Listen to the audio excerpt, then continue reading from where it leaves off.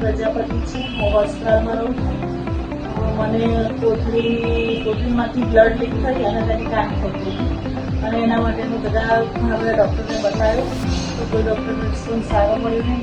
કોઈ એવું કીધું કે સર્જરી નહીં થાય, કોઈ એવું કહે છે કે રિસ્ક છે, કોઈ એવું કહે છે કે ઇન્જેક્શન આપીને વટાડીએ.